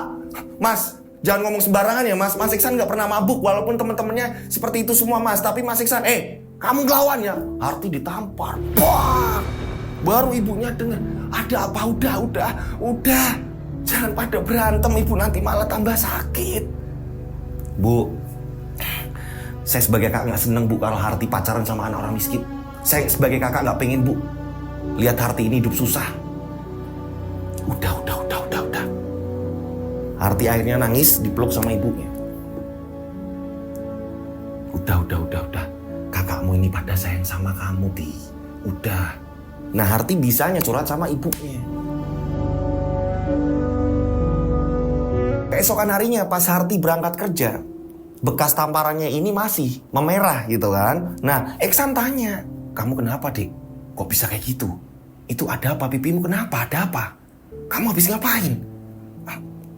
Nggak tahu, Mas. Semua tetap aja, Mas. Nggak pada setuju sama hubungan kita. Iya. Gimana, yo? Ya nggak ngerti, Mas. Laki-laki yang dibahas soal ekonomi. Katanya kalau aku nikah sama kamu, hidupku bakal hancur, hidupku bakal sengsara. Kok bisa kayak gitu, yo, kakak-kakakmu, yo? Udahlah, Mas, nggak usah peduliin. Yang penting aku tetap sayang sama kamu, Mas. Harti meyakinkan ke Iksan. Pokoknya aku tetap sayang sama kamu, Mas. Karena memang mereka berdua saling sayang. Singkat cerita, berjalannya waktu, ya kan. Ini pada suatu ketika, ya kan, Harti ini kan berangkat kerja. Pada saat Harti berangkat kerja, ini bosnya tiba-tiba ngomong sama Harti, "Ti, Iksan kok belum berangkat ya, Ti? Ini udah jam berapa?" Loh, saya malah nggak ngerti, Pak. Saya belum ke ruangannya Mas Iksan. Loh, biasanya kan sama kamu terus. Berangkatlah apalah, makan di luar apa-apa. Iya, Pak, tapi saya malah nggak ngerti, Pak, kalau Mas Iksan belum berangkat. Yowis, ini kan kerjaan banyak. Kamu ke rumah Iksan. Kamu ke rumah Iksan, suruh dia cepat-cepat berangkat. Iya, Pak, kalau gitu saya ke sana. Harti bingung. Ini udah siang, Iksan kok belum berangkat. Hingga pada akhirnya Harti langsung meluncur ke rumahnya Iksan. Karena disuruh bosnya kan. Nah, ketika di rumahnya Iksan, ketemunya sama mbaknya Iksan, yaitu Mbak Endang. "Assalamualaikum, Mbak Endang." "Waalaikumsalam. Mas Iksannya ada, Mbak. Saya disuruh bos nanyain kok belum berangkat, udah siang." "Ti, lihat di kamar. Kamu lihat Iksan di kamar." "Emang kenapa, Mbak?" "Ya wes, lihat aja dulu." Akhirnya Harti masuk ke kamar. Ternyata sekujur badannya Iksan ini penuh dengan luka-luka dan memar. Iksannya ini masih tidur. "Ya ampun, Mbak Endang. Iksan kenapa, Mbak Endang? Kok bisa kayak gini?" Iksan sekujur tubuh ini pada memar-memar. Ada luka-luka juga. Hingga pada akhirnya Mbak Endang pun akhirnya ngomong, "Ti, Mbak juga gak ngerti. Intinya mending kamu gak usah pacaran sama adiknya Mbak. Cari yang lebih pantas." "Loh, maksudnya apa, Mbak? Saya kesini memang disuruh bos, Mbak, untuk nanyain itu. Tapi kok ternyata Mas Iksan seperti itu, Mbak. Mas Iksan kenapa, Mbak?" "Semalam itu dipukuli sama rombongan kakakmu." Jadi semalam pas Iksan pulang kerja, ini dipukulin sama kakaknya Harti. Harti kaget. "Yang bener, Mbak." "Iya. Lihat adiknya Mbak seperti itu. Dia pulang sampai diantar warga sini, ada yang lihat. Mending kamu jauhi adik Mbak, Ti. Mbak, kenapa bisa seperti ini sih, Mbak?" "Iya, Mbak gak ngerti. Mbak gak tega lihat adik Mbak seperti itu." Nah, Harti setelah melihat Iksan seperti itu, tapi Harti ini gak berani membangunkan kan, karena Iksan ini dalam keadaan tidur. Harti akhirnya kembali lagi ke tempat bosnya. Ngomong sama bosnya, "Pak Bos, Mas Iksan ini sakit. Tadi saya lihat dia demam badannya." Harti gak cerita kalau Iksan ini dipukul kakaknya. Harti gak cerita sama bosnya.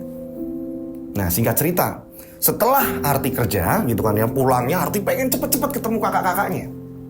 Setelah ketemu, Harti langsung ngomong, "Mas, kalian ini gimana sih? Kenapa kalian mukuli Iksan? Kenapa, Mas, kalian mukuli Mas Iksan? Kenapa? Kalau memang tidak suka, nggak usah menggunakan kekerasan seperti itu, Mas." Kamu ngomong apa? Kami nggak mukulin kok. Mas, nggak usah bohong. Mbak Endang udah cerita semua sama saya, Mas. Ya itulah, Mas kasih pelajaran. Mas kasih pelajaran biar Iksan ini gak deket-deket lagi sama kamu. Karena Mas lihat, ternyata kalian ini masih sering bareng. Mas ini sering dapat laporan kalian ini masih kencan bareng, apa-apa bareng. Mas kan udah ngomong, kalau sekali lagi kalian bareng, ya Mas bertindak. Mas, kok bisa jahat seperti itu sih, Mas?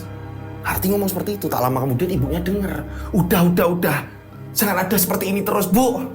Pokoknya kalau Harti terus dilarang pacaran sama Iksan, Harti mau bunuh diri, Bu. Hei, jangan gila kamu. Kakak-kakaknya pada ngomong seperti itu. Mas bisa kok nyariin yang lebih dari Iksan, tapi jangan Iksan. Ngerti kamu? Enggak, pokoknya kalau terus-terusan dilarang, Harti bakalan nekat bunuh diri. Harti ngancem ke keluarga. Sudah. Masuk ke kamar. Ditenangkan sama ibunya. Karena dari sekian keluarga, ibunya yang paling deket sama Harti.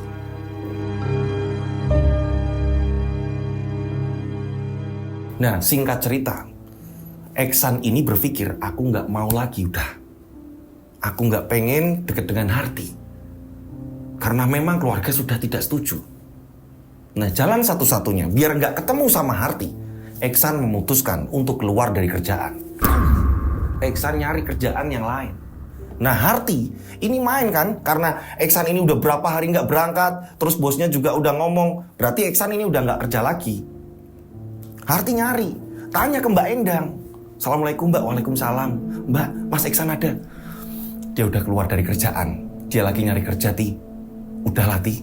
Mending jauhi adikku, Ti. Mbak nggak pengen kalian kenapa-napa. Orang keluargamu itu nggak pada setuju kok, Ti. Tapi sekarang Mas Iksan di mana, Mbak? Mbak juga nggak ngerti. Bilangnya mau nyari kerja. Harti nyari kesana kemari, tanya sama teman-teman yang nggak ada yang tahu Iksan. Keesokan paginya lagi datang ke tempatnya Iksan, ketemunya Mbak Endang lagi. Mbak Endang bilang kalau Iksan lagi nggak di rumah.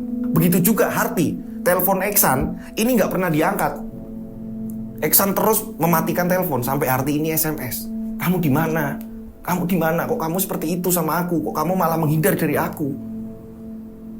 Malah justru Iksan mematikan teleponnya.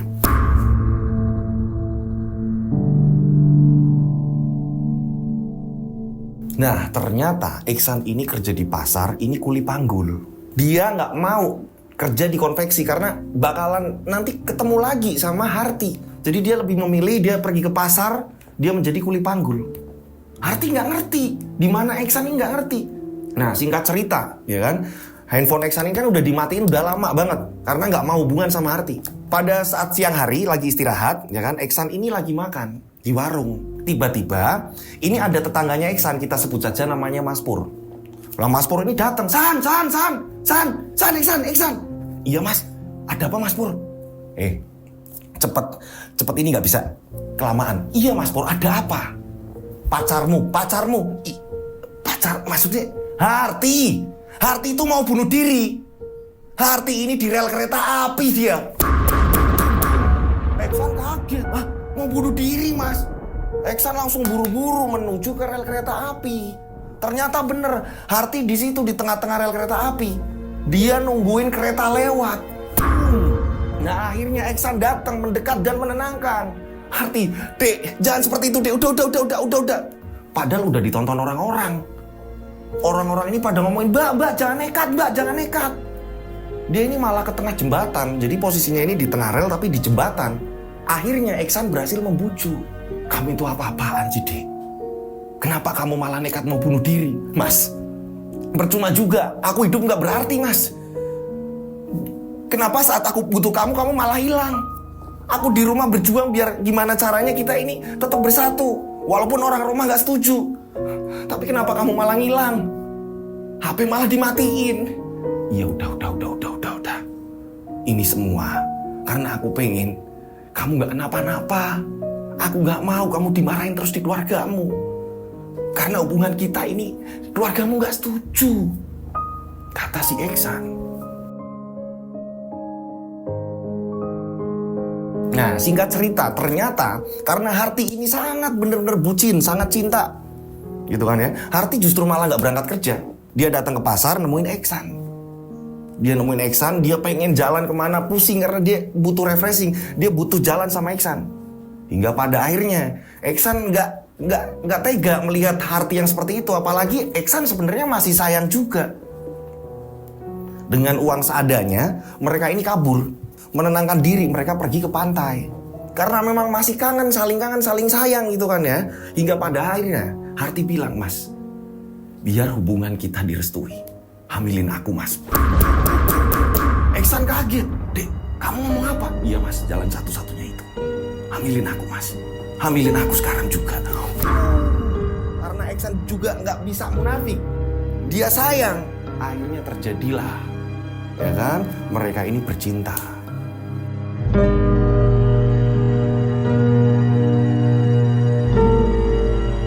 Nah, singkat cerita, ternyata emang bener. Berjalannya waktu, Harti hamil. Pagi-pagi Harti muntah-muntah. Nah, mbaknya Harti ini langsung nanya ke Harti, "Ti, kok kamu kayak orang lekasan? Kamu jangan-jangan hamil?" "Nggak tahu, Mbak."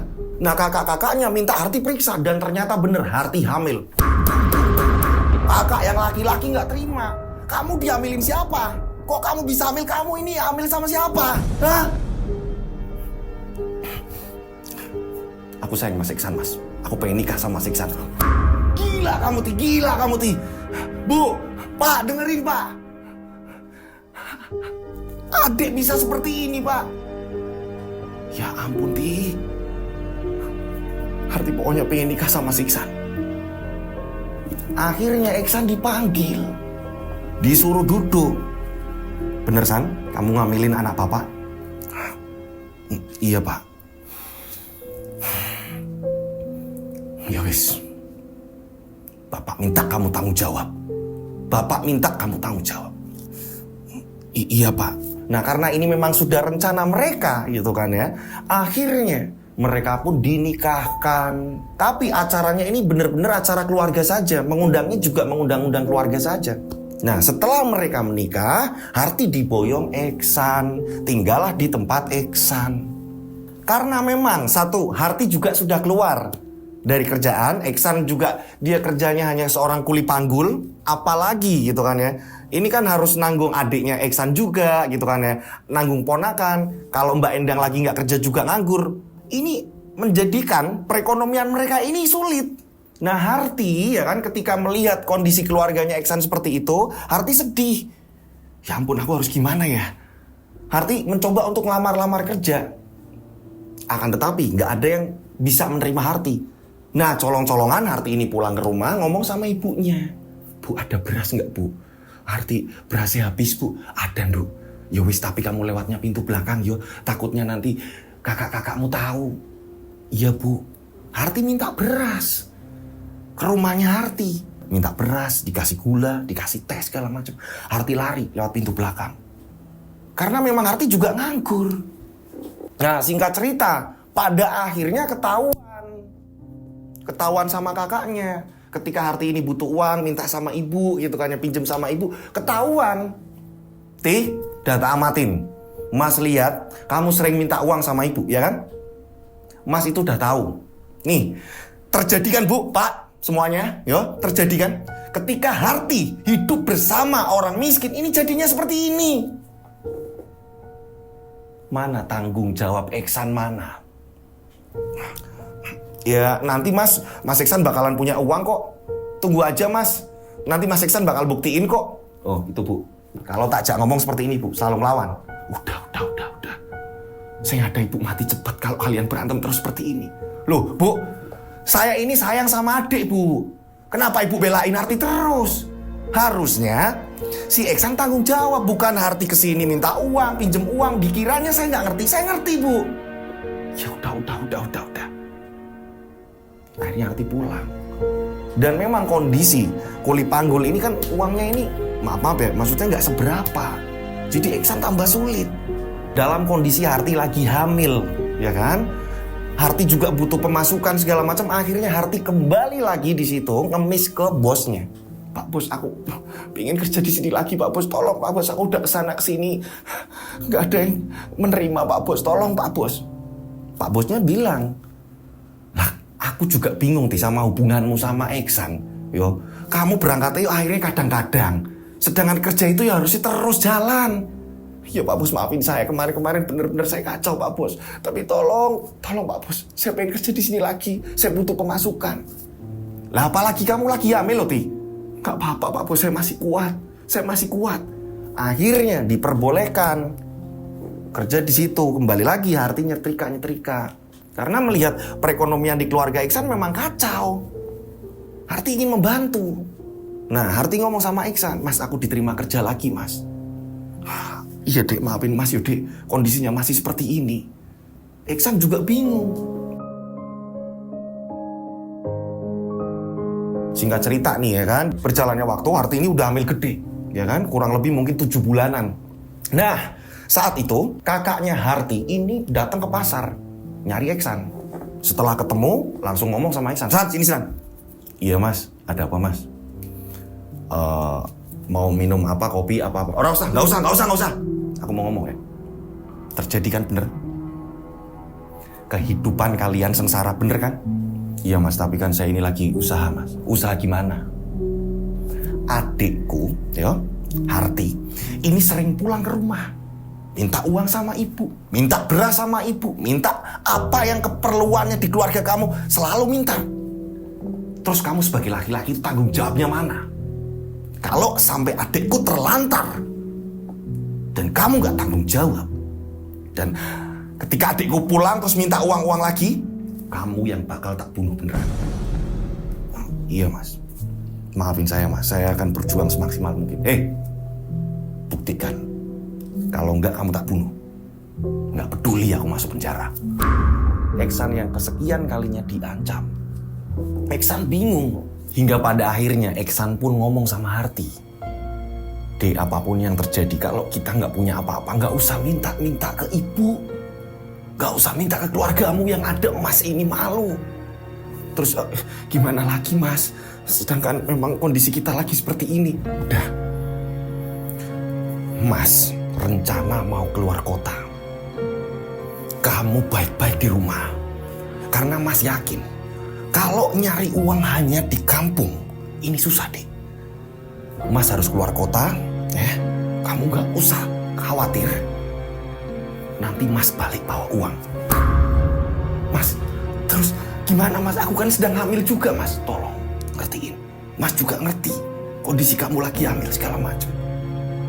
Tapi kalau Mas tetap di sini, kita nggak akan tertolong, Dik.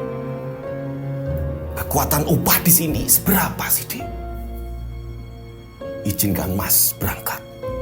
Tapi Mas minta tolong, jangan pernah minta-minta. Mending kamu pinjem siapa, nanti pulangnya Mas bakalan ganti. Iya Mas, aku nggak akan minta-minta lagi ke ibu. Iya tolong. Dengan kamu minta-minta sama saja kamu menjatuhkan Mas, Dik, soalnya. Ya tolong, Mas tak budal di kota, Mas mau kerja di kota. Singkat cerita nih ya kan, akhirnya Iksan merantau, dia pergi keluar kota. Nah Harti ini benar-benar berjuang sendiri di rumah selama Iksan ini belum mendapatkan pekerjaan. Dengan kondisi hamil, Harti terus yang namanya kerja, nyetrika apa segala macam, yang memang diperbolehkan lagi nih berangkat di tempat bosnya. Perut semakin membesar. Harti ini udah persiapan. Ya ampun, ini kalau aku lahiran ini pasti biayanya banyak.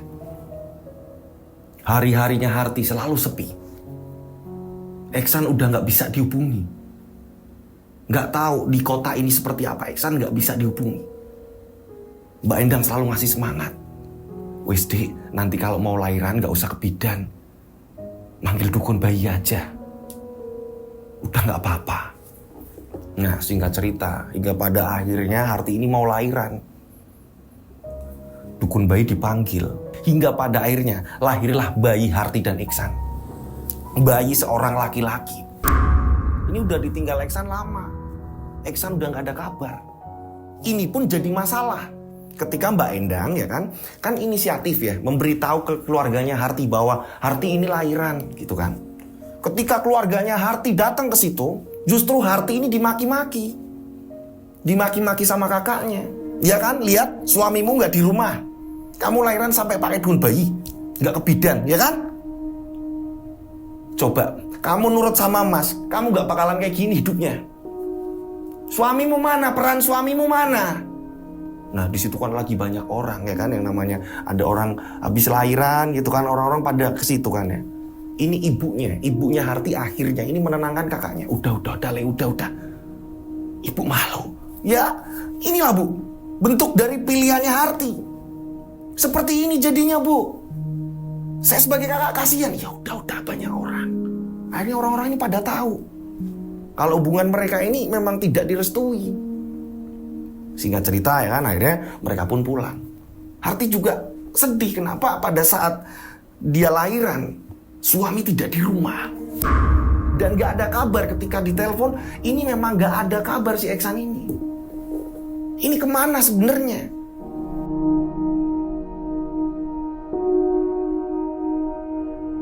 Nah singkat cerita, ini 6 bulan kemudian, jadi bayinya ini usianya udah 6 bulan nih, ya kan?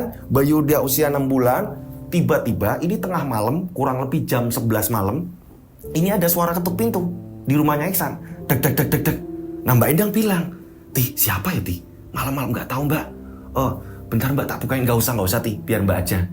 Ternyata ketika Mbak Endang membukakan pintu, cekrek, Mbak, ternyata Eksan pulang. Mbak, Harti mana Mbak itu? Mbak, Harti udah lahiran, udah. Itu anakmu lagi tidur. Dek, Harti denger suaranya Eksan pulang. Wah, langsung dipeluk sama Eksan. Mas, kamu kemana aja Mas? Dek, ini anak kita, Dek. Iya Mas. Dek, Mas sukses. Ternyata kepulangannya Eksan ini membawa tas besar, ini berisi uang semua. Ini uang banyak sekali. Dek, Mas sukses. Dek, Mas pengen nunjukkan kalau Mas ini laki-laki yang tanggung jawab. Ya ampun Mas, uang sebanyak ini Mas. Sampai Mbak Endang ini bingung, kamu dapat dari mana Dek? Mbak, ini Mbak, aku kerja keras di sana Mbak. Aku kerja keras, aku banting tulang gimana caranya biar aku dan Harti ini tidak dihina di keluarganya Harti. Iya Dek, uang banyak. Dan gak lama kemudian ya kan, akhirnya rumah Eksan direnov. Nah kabar Eksan pulang bawa uang banyak ini sampai ke telinga warga. Wah Eksan sukses yo, sampai beli motor. Terus Harti dibikinkan warung sembako, biar nanti gantian-gantian. Yang jualan biar gantian antara Harti dan Mbak Endang. Kabar ini menyebar dengan cepat sampai telinga keluarganya Harti. Hah? Sukses sekarang Eksan? Masa iya? Pada main ke situ. Ternyata bener lagi proses pembangunan. San? Ini bener San? Kamu bangun-bangun seperti ini? Iya Mas. Kalau Mas butuh apa-apa tenang aja, tak bantu Mas. Iya San. Mas ikut bangga San. Iya Mas. Kalau butuh apa-apa, rumah pengen diapain, ngomong aja sama Eksan Mas. Eksan sukses. Eksan langsung membantu perekonomian keluarganya Harti. Kemarin kan aku pernah pinjem. Nah ini Mas tak kembalikan, ya kan? Harti juga pernah minjem, ini tak kembalikan. Sekalian kalau mau renovasi rumah, nah ini uang. Dikasih sama Eksan. Sampai mereka ini nggak nyangka, Eksan sekarang jadi orang kaya. Tak hanya itu, Eksan berangkat lagi nih ya kan, Eksan berangkat lagi keluar kota ya kan. Selang berapa bulan Eksan balik lagi, bawa uang lebih banyak lagi. Santunan Eksan. Geger.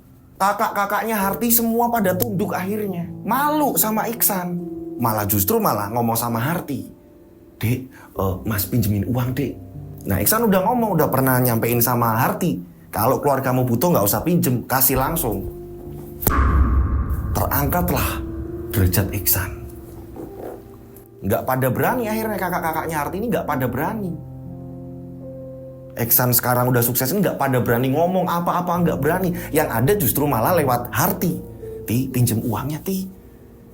Mbak butuh Ti. Mas butuh Ti. Dikit-dikit ke Harti seperti itu. Harti langsung ngasih. Terus menerus seperti itu. Inilah seorang Eksan. Jangan diremehkan. Singkat cerita ya kan, Eksan pulang lagi.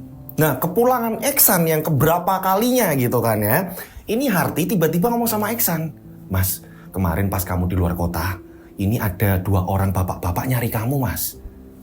Bapak-bapak? Siapa, Dek? Gak tahu, Mas, katanya kenal kamu. Katanya dia mau ngasih kerjaan. Kerjaan? Siapa sih, Dek? Aku nggak ngerti, Mas. Yang jelas dia katanya mau kesini lagi. Nggak tahu kenapa, Eksan ini tiba-tiba dia ini kebingungan. Dek, nanti malam Mas tak berangkat lagi ya, Dek. Loh, kok cepet, Mas? Biasanya di rumah kamu seminggu, 2 minggu. Kok ini kok cepet banget, Mas? Kamu mau berangkat lagi? Nggak apa-apa, Dek. Intinya pokoknya Mas berangkat. Ntar malam berangkat. Nah, kebetulan anaknya ini kan udah lengket sama bapaknya kan.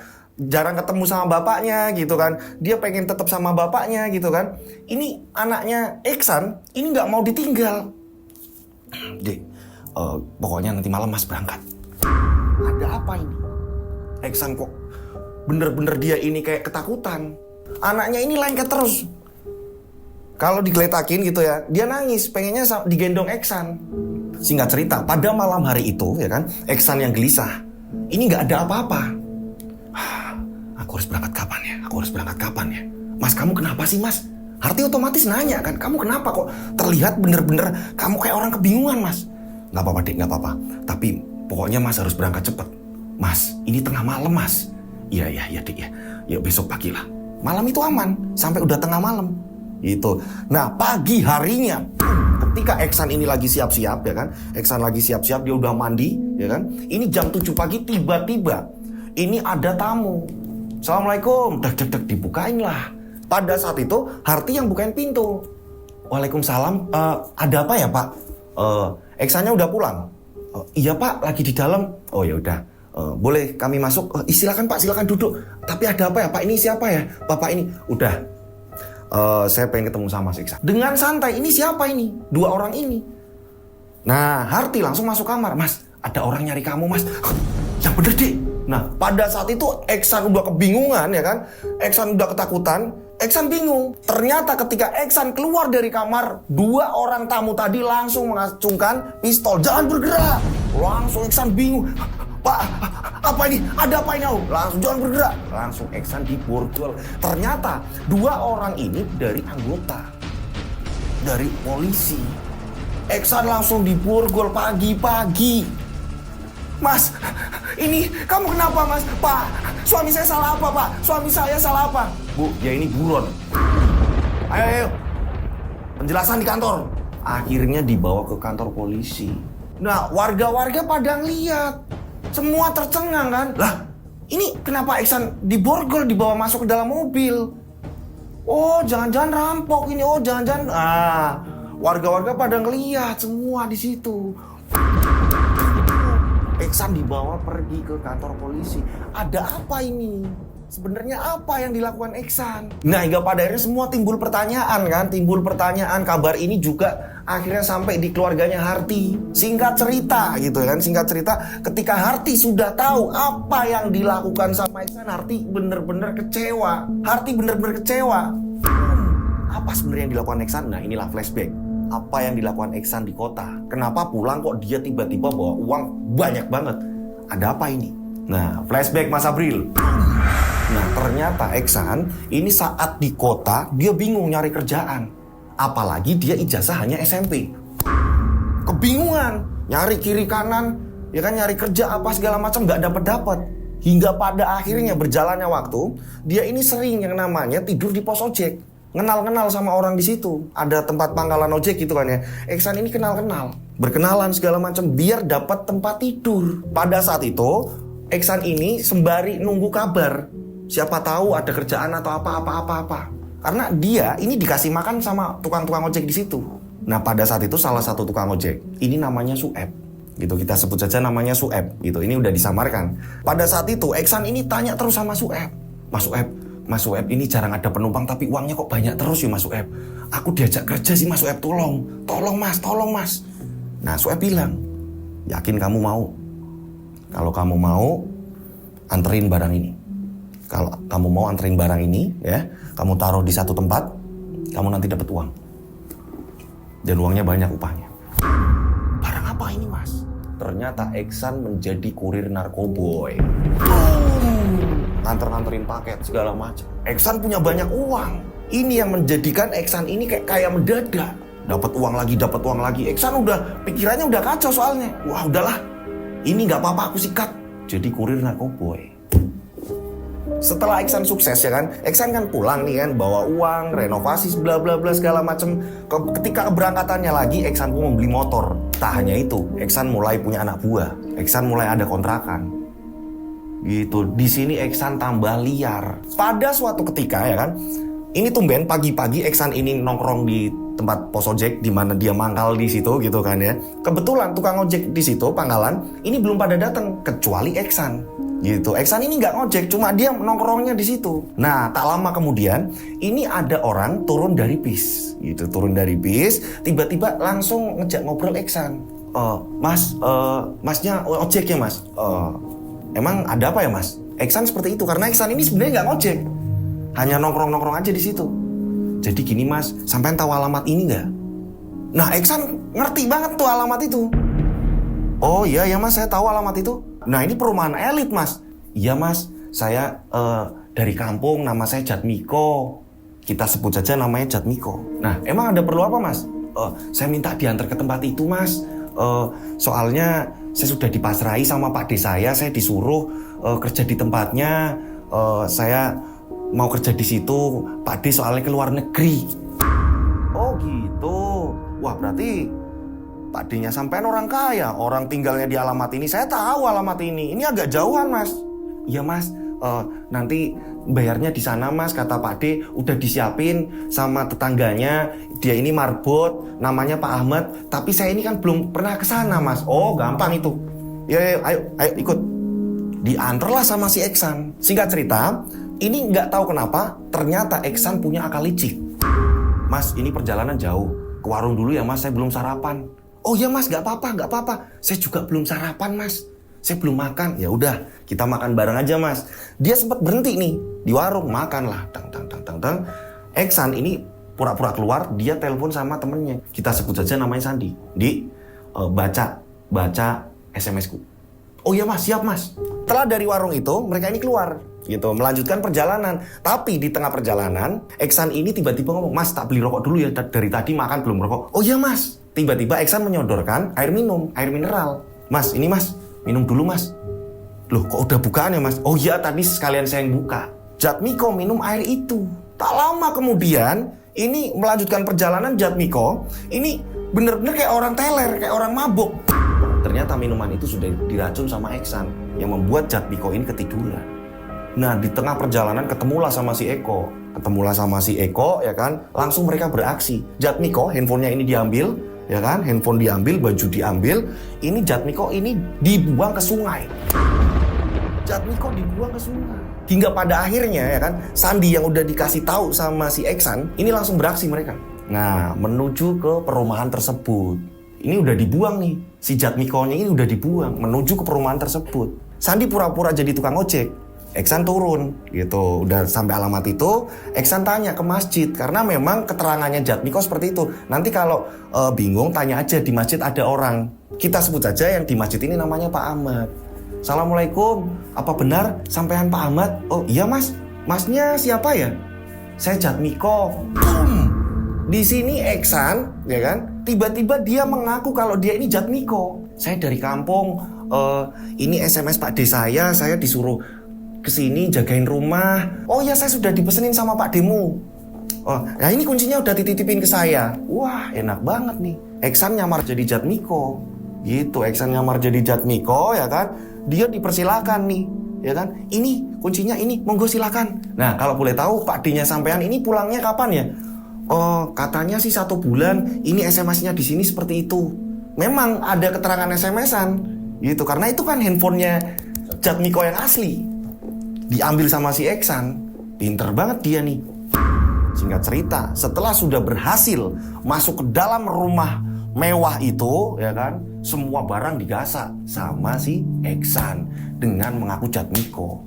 Pada malam harinya, Iksan ini langsung mengambil barang-barang. Di situ ada perhiasan, ada uang, ada apa. Ini dibobol semua, pintu-pintu yang dikunci ini dijebol semua. Nah memang Pak D-nya Jatmiko ini di luar negeri bersama istrinya. Gitu, semua digasak nih. Uang, perhiasan segala macam masuk dalam mobil. Pada malam harinya langsung Iksan cabut dari rumah itu. Nah, Eksan kembali langsung nemuin Sandi gitu. Sandi dipasrahin untuk menjual mobil ini secara cepat. Eksan pun langsung mendapatkan uang banyak di situ. Makanya dia kayak mendadak. Dari hasil uang rampokan, Eksan pun pulang kampung. Dia merenovasi segala macam rumah, mulai dari orang pinjem uang, ini langsung dikasih segala macam. Makanya saat itu Eksan jadi kayak orang kaya mendadak. Ternyata ia melakukan hal itu di kota. Dia ngerampok plus dia kurir narkoba. Dan di mana Eksan juga anak buahnya banyak. Nah ternyata Jatmiko yang asli, dia ini sadar ya kan, masih hidup ya kan. Dia lapor ke polisi. Untungnya Jatmiko sendiri ingat nomor Pak D-nya. Gitu, telepon lah, akhirnya diurus. Oh, Pak Ahmad juga yang di situ juga bingung lah. Ternyata seperti ini, saya nggak ngerti. Ketahuan lah. Nah, yang di kota pertama Sandi yang ketangkap duluan. Hingga pada akhirnya Sandi ngasih tahu keberadaan Eksan. Ini langsung pencarian. Eksan pun akhirnya ketangkep. Itulah alasan kenapa Eksan ini ditangkap. Nah, flashback pun selesai. Itulah kegiatan Eksan di kota. Eksan pun menjalani proses hukum. Akhirnya Eksan pun jadi cemoohan warga lagi. Oh, ternyata uang itu hasil rampok. Oh, ternyata istrinya nih, kasihan si Harti, diomongin warga terus. Diomongin sama keluarganya Harti juga. Oh, ternyata suamimu tuh rampok. Iya, rampok. Oh, kurir juga. Iya, wah, macem-macem. Harti juga kecewa kenapa ternyata pekerjaannya suaminya seperti itu.